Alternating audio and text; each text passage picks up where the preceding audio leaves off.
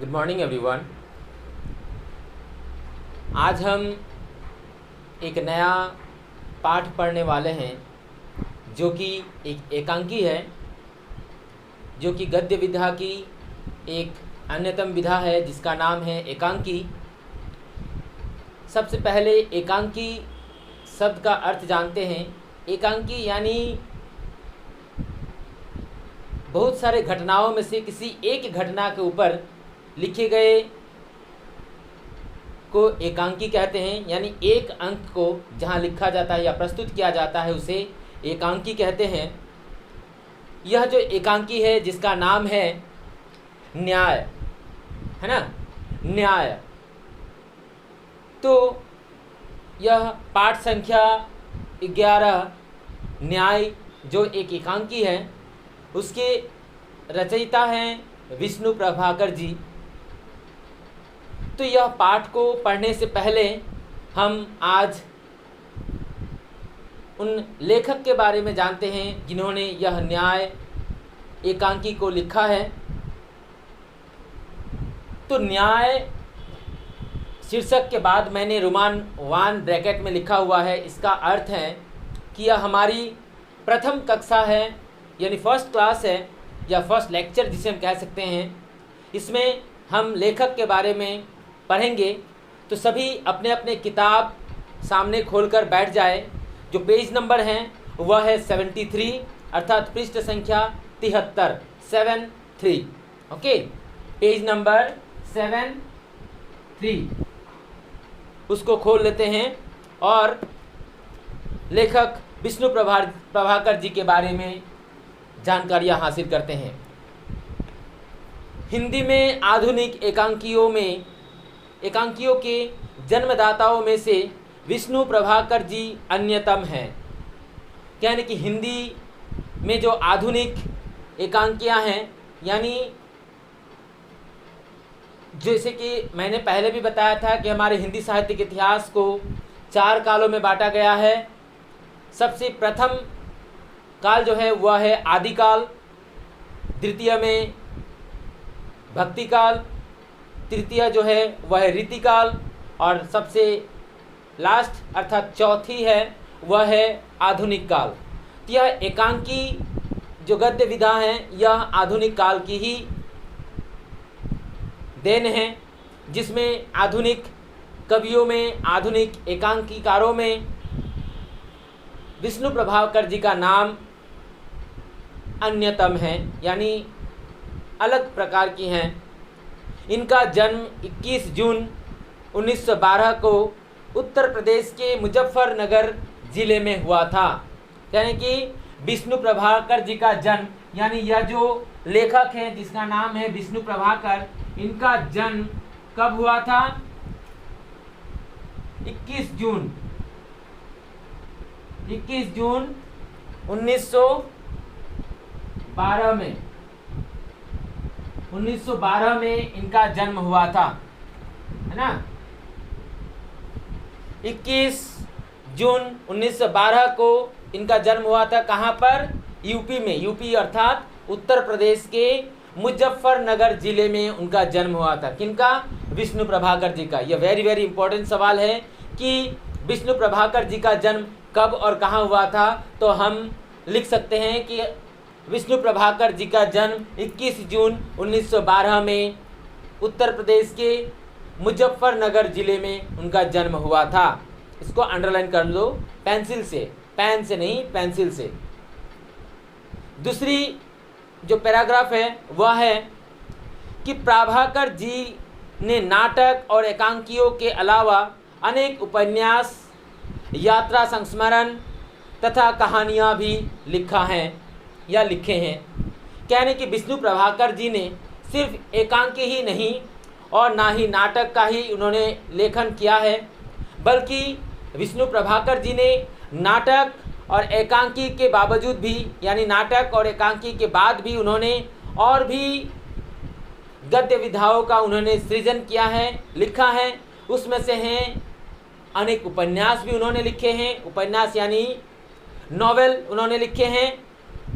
नाटक means drama, फिर यात्रा संस्मरण, यानी यात्रा यानी कहीं पे हम लोग जब घूमने जाते हैं, सैर करने जाते हैं गर्मियों की छुट्टी में या ठंड के मौसम में, विंटर वेकेशन में, तब जो घूमते हैं उसके यात्रा के ऊपर, यानी उन्होंने शुरू कहाँ से किया था, कहाँ कहाँ गए, क्या क्या देखे, उनको देखने के बाद उन्हें क्या महसूस हुआ, क्या प्रेरणा मिला, वे सारे चीज़ों का वे यात्रा संस्मरण भी लिखा करते थे तथा कहानियाँ अर्थात स्टोरी भी लिखा करते थे।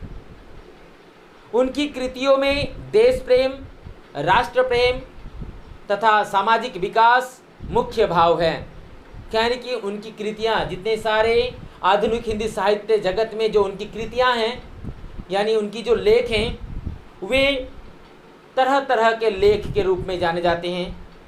जैसे कि सबसे पहला है देश प्रेम, यानी अपने देश के प्रति प्रेम भावना से लिखी गई कहानियाँ, उपन्यास, यह सारे चीज़ मिलते हैं देखने को। फिर राष्ट्र प्रेम, यानी अपने राष्ट्र, अपने नेशन से प्रेम किस प्रकार हम कर सकते हैं, कैसे कर सकते हैं, राष्ट्र का सेवा हम कैसे कर सकते हैं, तथा सामाजिक विकास, यानी हम देखते हैं कि हमारे देश में बहुत ऐसे समाज हैं, बहुत ऐसे पिछड़े जाति हैं, बहुत ऐसे गांव एरिया है जहां पर लोगों के चिंताधाराएं, उनकी मनोवृत्ति जो है वे बहुत पिछड़े हुए होते हैं, यानी बहुत पुराने ख्यालात के होते हैं। तो उन सारे चीज़ों का उन्होंने विकास किया है अपने लेखन के माध्यम से। अपने लेखन, एकांकी, नाटक, उपन्यास, रंगमंच के द्वारा उन्होंने समाज में जो पिछड़े जाती हैं उनको विकास किया है। आप मूलतः एकांकीकार हैं। अगर सही अर्थ में अगर विष्णु प्रभाकर जी के बारे में कहा जाए तो वे उपन्यास तो लिखते थे, कहानी भी लिखते थे, नाटक भी लिखते थे, लेकिन सबसे उनकी मेन जो विशेषता है वह है एकांकीकार, यानी वे एक प्रमुख एकांकीकार के रूप में जाने जाते हैं। इसलिए हम कह सकते हैं कि वे मूलतः एक एकांकीकार ही हैं या थे। आपके कुछ प्रमुख एकांकी संग्रह इस प्रकार है उनके द्वारा, यानी किनके द्वारा, विष्णु प्रभाकर जी द्वारा, जिन्होंने न्याय रूपी एकांकी लिखे थे। विष्णु प्रभाकर जी द्वारा कुछ प्रमुख एकांकी जो है, एकांकी संग्रह, उनके नाम अभी मैं बोलने जा रहा हूं। कि सबसे पहले है 12 एकांकी, है ना।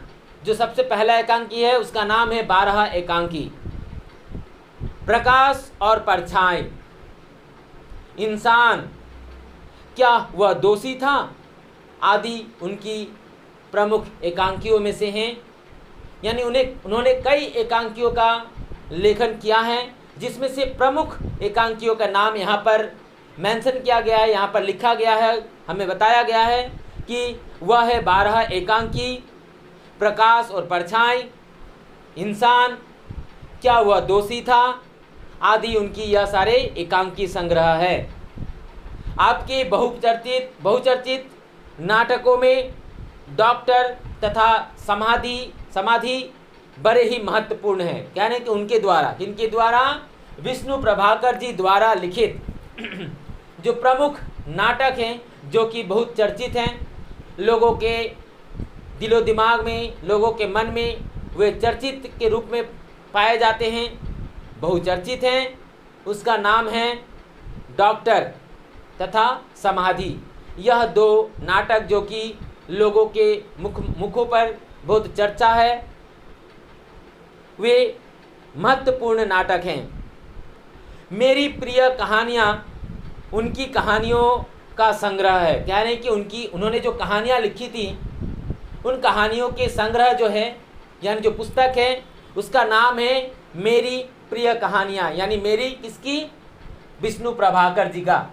विष्णु प्रभाकर जी के उस कहानी संग्रह का, यानी कहानी के पुस्तक का नाम है मेरी प्रिय कहानियाँ। इनका निधन 11 अप्रैल 2009 की हुई, यानी उनका जो देहावसान या हम मृत्यु कह सकते हैं, है ना, देहावसान या हम मृत्यु कह सकते हैं कि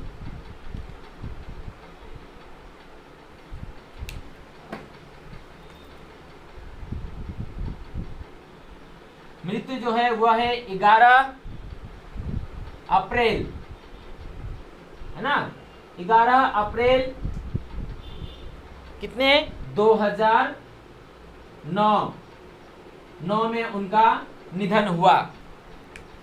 यानी कि जो विष्णु प्रभाकर जी हैं उनका जन्म हमने पढ़ा था कि 21 जून 1912 को उनका जन्म हुआ था और उनका देहावसान हुआ था 11 अप्रैल 2009 में उनका देहांत हुआ था। तो माय डियर स्टूडेंट्स, आज जो हमने यह न्याय एकांकी के लेखक विष्णु प्रभाकर जी के बारे में जानकारियाँ हासिल की, इसके पश्चात हम जो यह न्याय एकांकी हमारे नेक्स्ट क्लास में हम जो पढ़ेंगे, उससे पहले मैं इस पाठ में या इस एकांकी में जो विष्णु प्रभाकर जी ने बताना चाहा है उसके ऊपर थोड़ा सा मैं चर्चा करना चाहूँगा। इस एकांकी में या इस पाठ में राजकुमार सिद्धार्थ जी हैं और उनके मित्र जो कि हैं या चचेरा भाई जिसे हम कह सकते हैं कि उनके चाचा के भाई हैं, जो देवदत्त के बीच घायल हंस को लेकर विवाद छिड़ जाते हैं। अंत में उस विवाद को वे राजा के समक्ष ले जाते हैं जो कि सिद्धार्थ के पिताजी हैं। उनके समक्ष जाने के बाद वहाँ पर मंत्रियों के राजदरबारों के बीच में यह फैसला सुनाया जाता है कि यह पंछी जो है या हंस जो है उसके ऊपर अधिकार सिद्धार्थ का है ना, देवदत्त का न होकर सिद्धार्थ का उस हंस पर अधिकार है, इसलिए उसे सिद्धार्थ को दे दिया जाता है। तो यहाँ मैं बस छोटी सी कुछ बातें बताया। जब हम उस पाठ को पढ़ेंगे तब हम देखेंगे कि कितने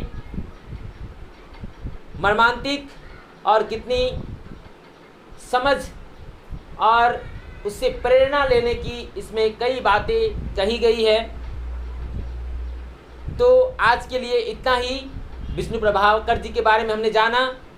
नेक्स्ट क्लास में अर्थात हमारी सेकंड क्लास में या सेकंड लेक्चर में हम न्याय पाठ अर्थात एकांकी न्याय हम पढ़ेंगे।